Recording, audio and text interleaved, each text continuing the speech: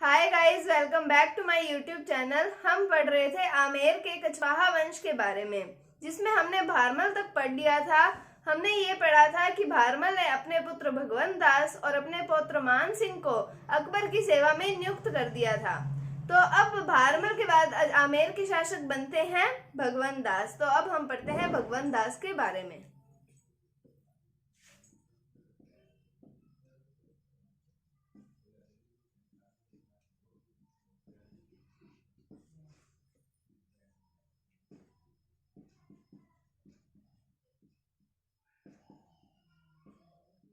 तो भगवंत दास का time period आता है 1573 ईस्वी से 1589 ईस्वी तक।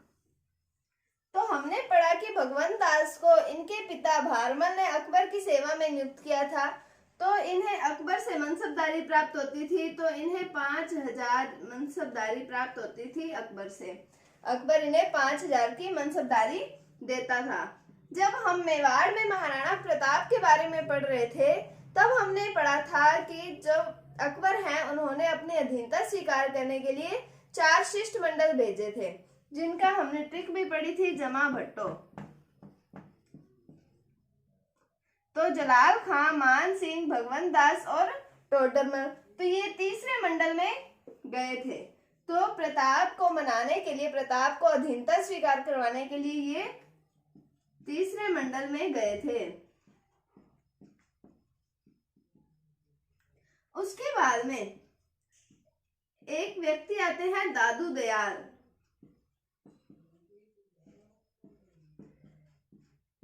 ये जो भगवंत दास है, ये दादू दयाल से मिलना चाहते थे और ये उन्हें बुलाना चाहते थे अपने राज्य में मिलने के लिए। लेकिन ये कहते कि हम ऐसे नहीं आएंगे, आपको मिलना है तो आप आ जाइए हमारे पास में। तो इन मतलब अकबर मिले थे इनसे, अकबर मिलना चाहते थे और अकबर इनसे मिले थे फतेहपुर सीकरी में।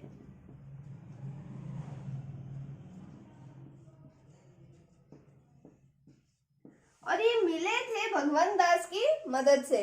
मिलना अकबर चाहते थे इनसे और मिले थे भगवंत दास की मदद से। भगवंत दास के कहने पर दादू दयाल जो है वो अकबर से मिले थे। कहां पर मिले थे? फतेहपुर सीकरी में मिले थे। फिर बात आती है भगवंत दास की पुत्री आती है मानबाई।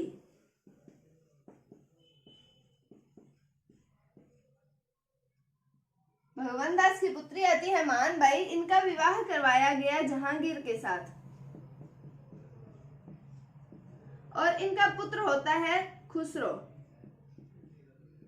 ये स्टोरी मैंने आपको पहले भी बताई है। खुसरो अपने पिता जहांगीर के विरुद्ध विद्रोह कर देता है और जिसमें इनका साथ सिखों के 5वें गुरु गुरु अर्जुन देव जी देते हैं।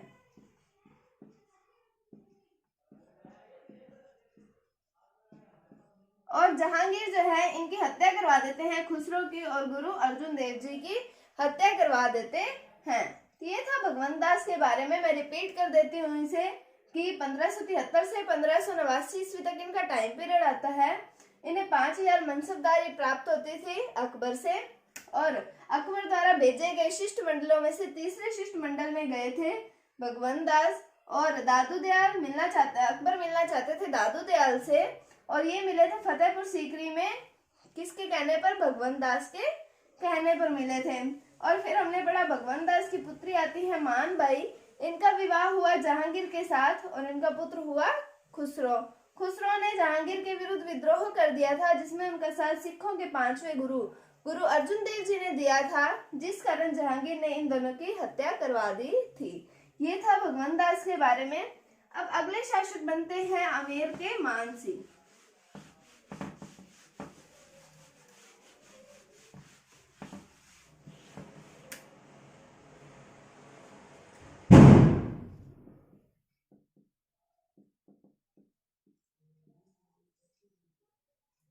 मैं ये शोर के लिए आपसे माफी मांगना चाहूंगी बाहर, क्योंकि पटाखे बज रहे हैं, इस कारण शोर हो रहा है, तो इसके लिए सॉरी। अब हम पढ़ते हैं मान सिंह के बारे में। तो इनका टाइम पीरियड आता है 1589 ईस्वी से 1614 ईस्वी तक। 1589 से 1614 ईस्वी तक। बात करते हैं इनके जन्म की। तो इनका जन्म होता है 1550 ईस्वी में। और जब इनका जन्म होता है तब ये भविष्यवाणी की जाती है कि ये इन्हें जो है आमेर से, इनके साम्राज्य से दूर रखना होगा, तो इन्हें रखा जाता है मौजमाबाद में। शुरुआती कुछ सालों तक इन्हें रखा जाता है मौजमाबाद में, जो कि पड़ता है जयपुर में। फिर हमने पढ़ा था कि इनके दादा जो थे भारमल, इन्होंने इन्हें अकबर की सेवा में नियुक्त कर दिया था। तो ये 12 वर्ष के ही थे तब, ये 12 वर्ष के ही थे जब इन्हें अकबर की सेवा में नियुक्त कर दिया था। फिर अकबर जो है उन्होंने इन्हें उपाधि दी थी। उपाधि का नाम आता है फरजंद, इसका मतलब होता है पुत्र। तो अकबर द्वारा इन्हें फरजंद की उपाधि दी गई थी। उसके बाद में अकबर द्वारा इन्हें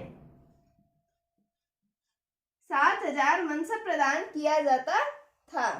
तो इन्हें 7000 का मनसब प्रदान किया जाता था। उसके बाद में बात करते हैं इनके प्रथम सैन्य अभियान की, तो वो हुआ था 1569 ईस्वी में। 1569 ईस्वी में इन्होंने रणथंभौर के विरुद्ध सैन्य अभियान किया था। और इनका प्रथम स्वतंत्र सैन्य अभियान की बात आती है। स्वतंत्र सैन्य अभियान का मतलब होता है कि जहां पर युद्ध का नेतृत्व इनके द्वारा किया गया था, संपूर्ण रूप से स्वतंत्र रूप से इनके द्वारा युद्ध का नेतृत्व किया गया था। तो वो बात आती है 1576 की हल्दी घाटी के युद्ध की।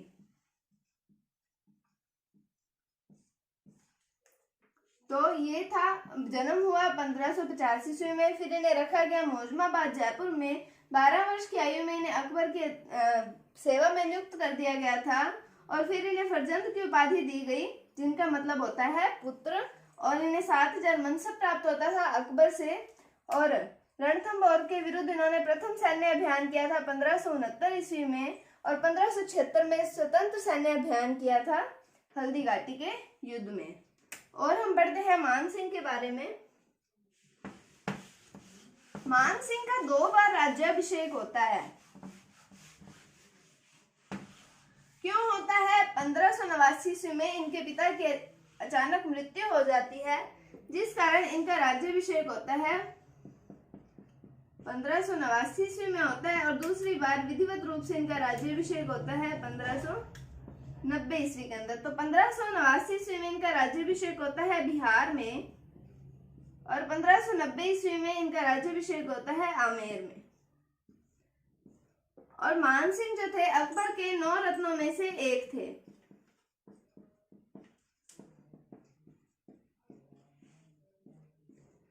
ये अकबर के 9 रत्नों में से एक थे। हमें पता होना चाहिए फर्स्ट टाइम इनका राज्याभिषेक कहाँ हुआ? बिहार में 1589 ईस्वी में।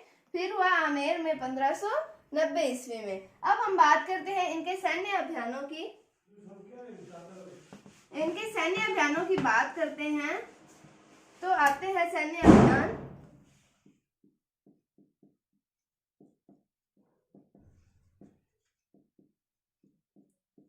तो सबसे पहला आता है 1569 ईस्वी में रणथंभौर में। उस समय रणथंभौर में थे सुरजनहारा। फिर बात आती है 1572 ईस्वी की, गुजरात की। तो गुजरात में थे शेर खां। फिर बात आती है 1573 ईस्वी की, डूंगरपुर की। तो डूंगरपुर के हैं आसफ खां। फिर बात आती है 1576, हल्दी घाटी। तो पहला हमने पढ़ा 1569 रणथंभौर में है सुरजनहाड़ा। 1572 गुजरात में है शेर खां। 1573 डूंगरपुर में है आसफ खां। और 1576 में हमने पढ़ा हल्दी घाटी का। और पढ़ते हैं इनके सैन्य अभियानों के बारे में।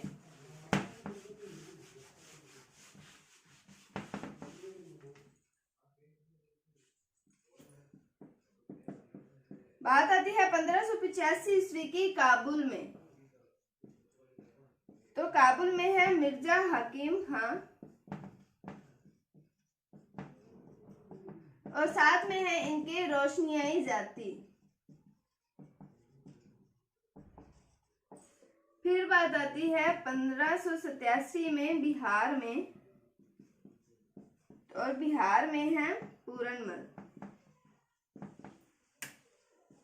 फिर बात आती है 1590 की उड़ीसा, और यहाँ है निसार खां।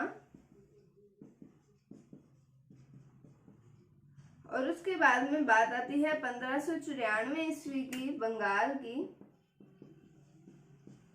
और यहाँ पे है केदार। 1585 काबुल में है मिर्जा हकीम खां और रोशनियाई जाति, और 1587 में बिहार में पूरनमल, 1590 में उड़ीसा के निसार खां, और 1594 में बंगाल में केदार। बात करते हैं हम बिहार की, तो बिहार में इन्होंने एक मानपुर कस्बा बसाया। बिहार में इन्होंने मानपुर कस्बा बसाया। और बंगाल की बात करें तो बंगाल में इन्होंने अकबरपुर कस्बा बसाया। और बंगाल से ये लाए थे शीला देवी की मूर्ति, और जिसे इन्होंने आमेर में स्थापित करवाया। अब बंगाल विद्रोह जो हुआ था, इसके अंदर इनके 3 पुत्र वीरगति को प्राप्त हुए थे, जिनके नाम आते हैं जगत सिंह, हिम्मत सिंह और सुरजन सिंह। तो बंगाल विद्रोह के समय इनके 3 पुत्र वीरगति को प्राप्त हो गए थे। तो जगत सिंह की जो माता थी, जिनका नाम आता है रानी कनकावती, उन्होंने आमेर में जगत शिरोमणि मंदिर का निर्माण करवाया। ये कृष्ण जी का मंदिर है। क्या किसने करवाया? रानी कनकावती ने जगत शिरोमणि मंदिर का निर्माण करवाया। और जो शीला देवी हैं, ये आमेर के शासकों की मतलब आराध्य देवी मानी जाती हैं। तो हमने ये पढ़ा मानसिंह के बारे में। मानसिंह के बारे में अभी कंप्लीट नहीं हुआ है, इसके आगे और भी है मानसिंह के बारे में। उम्मीद है आपको ये समझ आया होगा। अगर आपको वीडियो थोड़ी सी भी अच्छी लगी है तो इसे लाइक कीजिए, शेयर कीजिए, और चैनल पर नए हैं तो इसे सब्सक्राइब जरूर कीजिए। Thank you, thanks for watching, bye bye.